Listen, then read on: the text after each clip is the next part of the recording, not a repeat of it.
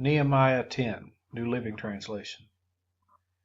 The document was ratified and sealed with the following names: the governor, Nehemiah son of Hakaliah, and also Zedekiah. The following priests: Seraiah, Azariah, Jeremiah, Pashur, Amariah, Malchijah, Hattush, Shebaniah, Malluch, Harim, Meremoth, Obadiah, Daniel, Ginnethon, Baruch, Meshullam, Abijah, Mijamin, Maaziah, Bilgai, and Shemaiah. These were the priests.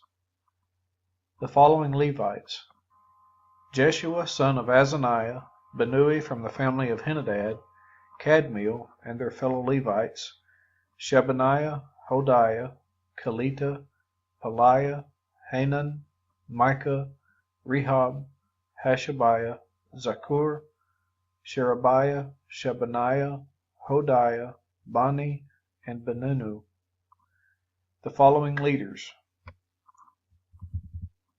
Parosh, Pahath Moab, Elam, Zatu, Bani, Buni, Asgad, Bebai, Adonijah, Bigvai, Adin, Ater, Hezekiah, Azur, Hodiah, Hashem, Bezai, Hariph, Anathoth, Nebai, Magpiash, Meshullam, Hezer, Meshezabel, Zadok, Jaddua, Pelatiah, Hanan, Anaiah, Hoshea, Hananiah, Hasab, Halohesh, Pilha, Shobek, Rehum, Hashabnah, Maasiah, Ahiah, Hanan, Anan, Malluch, Harim, and Baanah.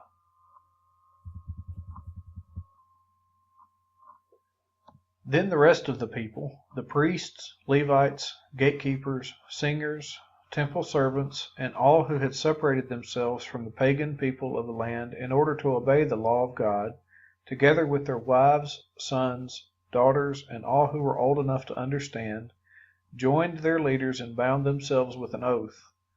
They swore a curse on themselves if they failed to obey the law of God as issued by his servant Moses. They solemnly promised to carefully follow all the commands, regulations, and decrees of the Lord our Lord. We promised not to let our daughters marry the pagan people of the land, and not to let our sons marry their daughters.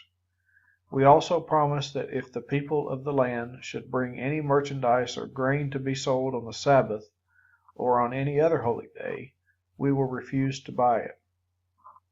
Every 7th year we will let our land rest, and we will cancel all debts owed to us. In addition, we promise to obey the command to pay the annual temple tax of 1/8 of an ounce of silver for the care of the temple of our God. This will provide for the bread of the presence, for the regular grain offerings and burnt offerings, for the offerings on the Sabbaths, the new moon celebrations, and the annual festivals, for the holy offerings, and for the sin offerings to make atonement for Israel. It will provide for everything necessary for the work of the temple of our God.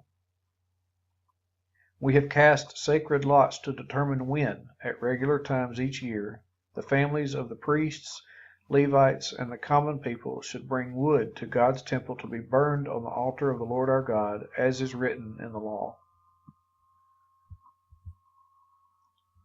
We promise to bring the first part of every harvest to the Lord's temple year after year, whether it be a crop from the soil or from our fruit trees.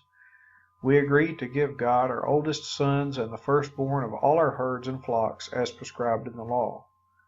We will present them to the priests who minister in the temple of our God. We will store the produce in the storerooms of the temple of our God.